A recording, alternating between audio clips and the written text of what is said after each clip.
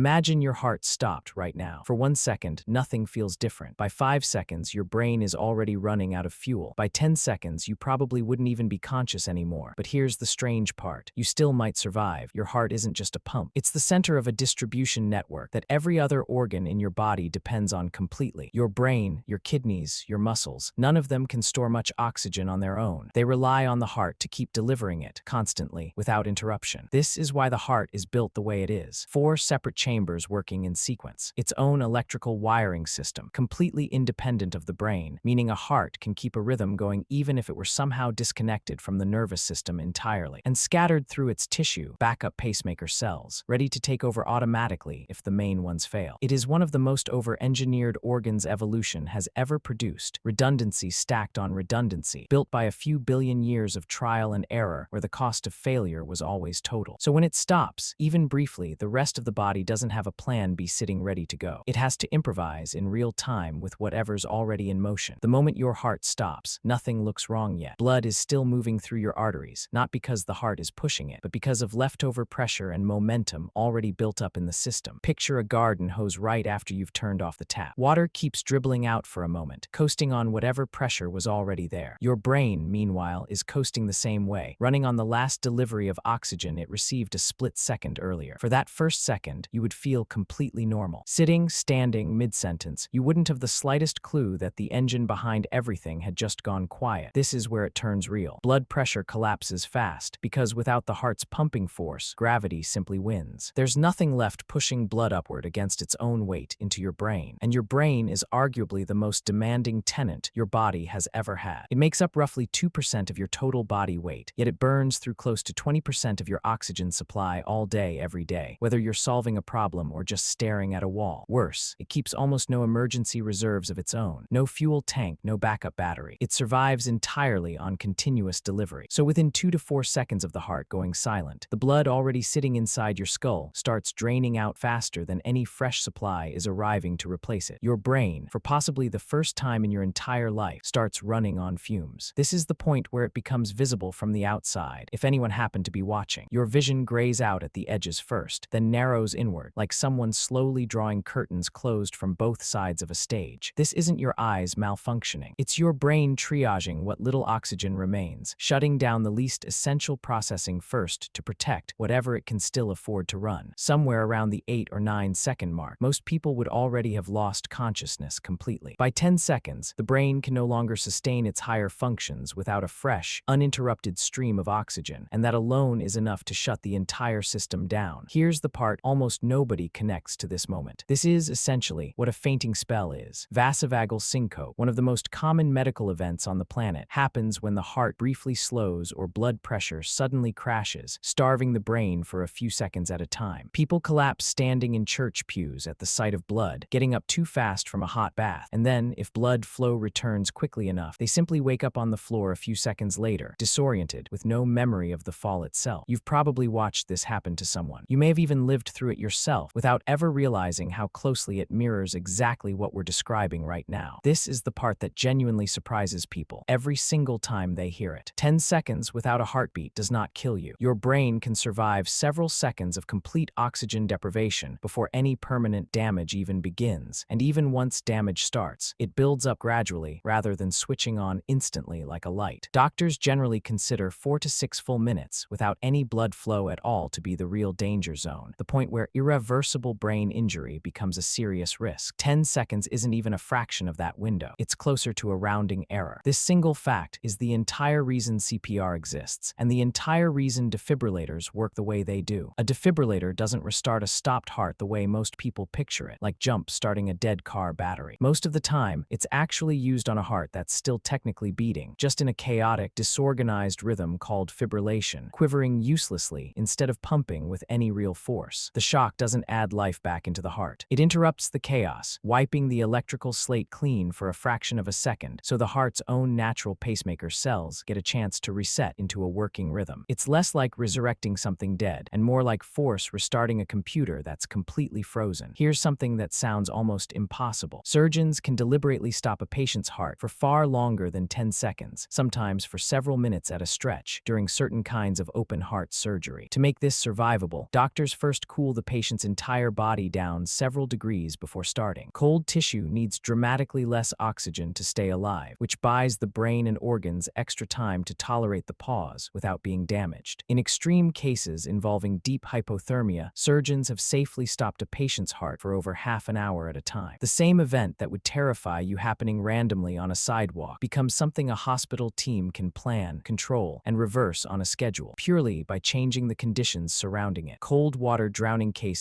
show a similar pattern outside the operating room. Children pulled from icy lakes with no heartbeat for 20 minutes or longer have occasionally been revived with no lasting brain damage because the cold slowed their entire metabolism down before oxygen ever ran out. Time, it turns out, is negotiable if the conditions around it change enough. What makes an ordinary 10 seconds of silence survivable at all is that your body was built with backups layered on top of backups, most of which you'll go your entire life never consciously noticing. Baroreceptors, tiny pressure sensors tucked into your neck and chest, constantly monitor your blood pressure and can trigger emergency responses in a fraction of a second, long before you'd ever be aware anything was wrong. Your nervous system can redirect blood flow away from less urgent organs, tighten blood vessels to keep pressure up, and prioritize your brain and heart over everything else almost instantly, all without a single conscious decision from you. And that's exactly the point. Losing consciousness itself is one of these safety mechanisms, not a failure of one. When you faint, you fall down, and once your body is horizontal instead of upright, gravity stops working against you. Blood no longer has to fight its way uphill against your own body weight to reach your brain. Fainting isn't your body breaking. It's often your body's fastest available fix for a problem it has no other way of solving in the time it has. Every beat you've ever felt was one more promise your body kept, nearly 100,000 times every single day, without asking for thanks, without you ever noticing the effort behind it, without a single day off since before you took your first breath. And maybe that's the strangest part of all. The most important machine you will ever own is the one you've almost never thought about until now.